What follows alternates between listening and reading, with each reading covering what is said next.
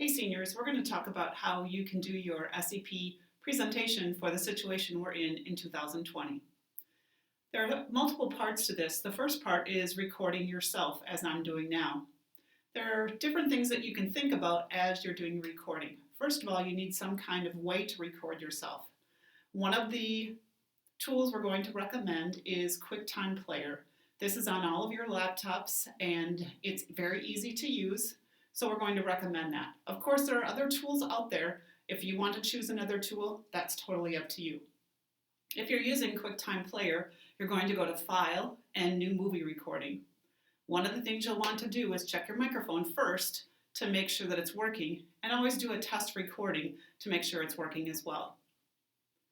Other things to consider: do you have a plain background? We don't want anything to be distracting behind you and taking away from you as the speaker. Also consider your lighting. We want to be able to see you and your face as you're presenting. The room itself, and this may be a little bit more of a challenge, needs to be quiet and hopefully not too echoey. We don't want you to sound like you're in a cave. Also consider your computer placement. Thinking about raising it up a little bit so it's a little more at eye level, and we want to be able to see you from your waist up.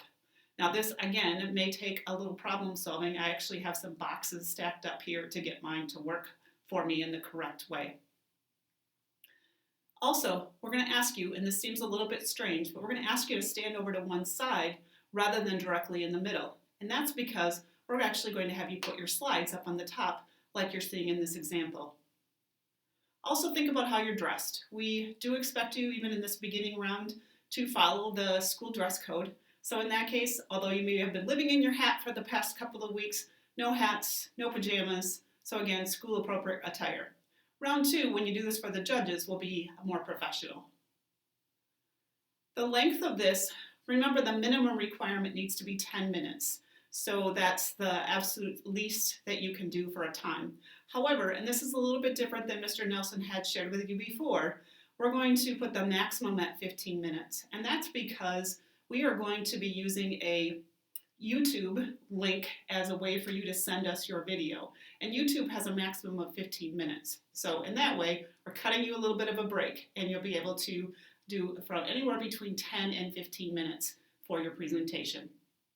When you're done with your recording, you'll need to make sure that you save it and give it a good name and know where it's being saved so you can locate it again, because this is just part 1. Part 2 of this presentation is preparing your visual aid.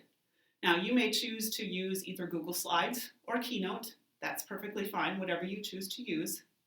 Other things to consider: make sure that using a large font size and minimal text.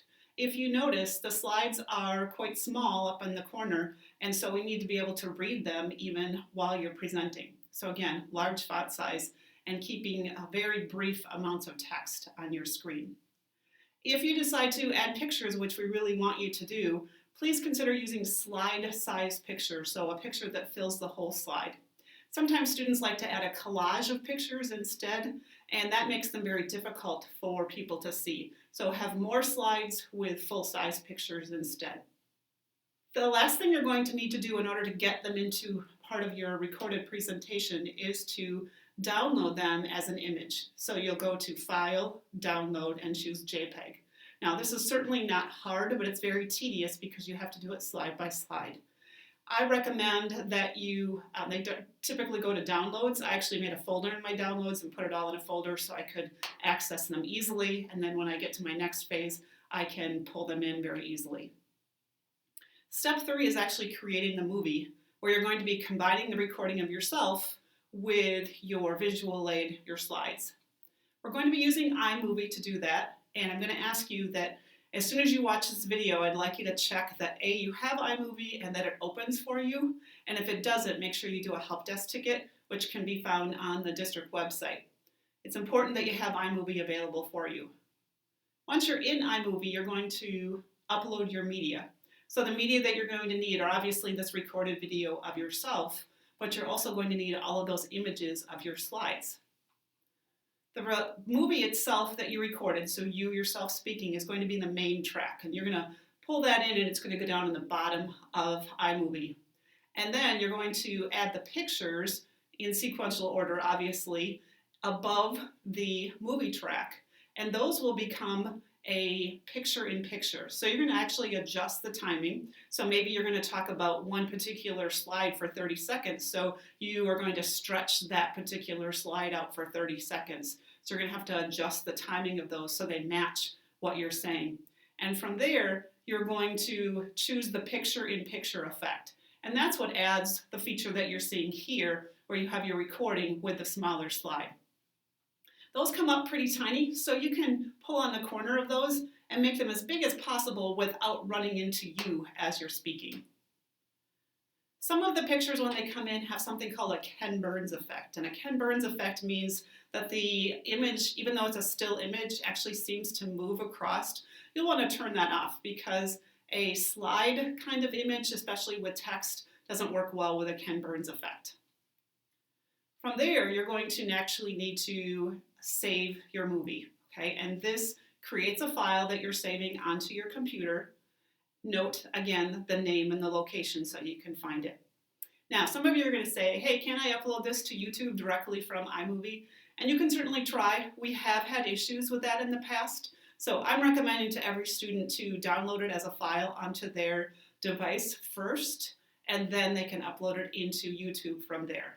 Now remember, this processing of the audio and the movie and the images all takes time. So this isn't something that's going to occur quickly. Instead, you're going to take your time on this and don't do this at the last minute because it does take some time. As I said, from there we're going to ask you to upload your final movie into YouTube. And you're going to use your school account. Every school account has a YouTube account. And you're going to upload it. Please make sure that you list it as unlisted. That's one of the required things that we ask of you. If it's private, no one will be able to see it. And also, there's also going to be a check mark, which I'll show you in more detail in a little bit here, that you have to say that this is appropriate for kids. That's one of the new requirements that YouTube puts in when you upload a video. Finally, to get those to us, to get that link from your YouTube, Mr. Nelson will have a form that you complete, much like you did for your portfolios, where you copy and pasted the link and put it into the form. We'll do the same kinds of things with our YouTube videos.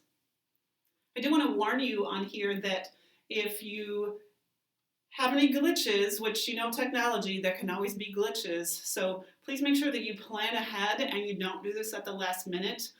For example, sometimes it takes a really long time to either process a video or to upload it into YouTube. I've heard people say that they've been trying to upload something to Google Drive or YouTube and it's taken them over 4 hours.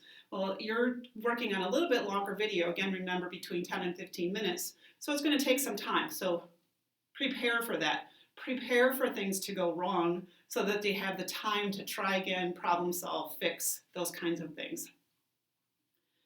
If you're having technology troubles, so that means that you don't have iMovie at all, or it won't open for you, or there's a malfunction with your computer, that is something that you'll do a help desk ticket for. Now, I do want to back up a minute because the kind of cure-all, so for example, if your sound isn't working or something like that, the cure-all is to make sure you restart your computer first, and then if it's still not working, you need to do a help desk ticket. And a reminder that you can find that on the district website under Families and Technology Troubles, and there's a place that you can do a help desk ticket. Be very specific on your ticket. Now, please don't use the help desk system to ask how-to questions. How do I upload to YouTube? How do I do picture-in-picture? Those kinds of things, we're providing that information for you, and those kinds of questions, if you have watched all the videos and all of the documentation that we've given you and you still have questions, please email the SEP team. As always, as we said from the beginning, we appreciate when you email all of us, and that way whoever can get back to you in a more timely manner, we'll try to do reply all so everybody gets the information. Good luck with this project. We are looking forward to seeing your kind of culmination of all of your work on this SEP.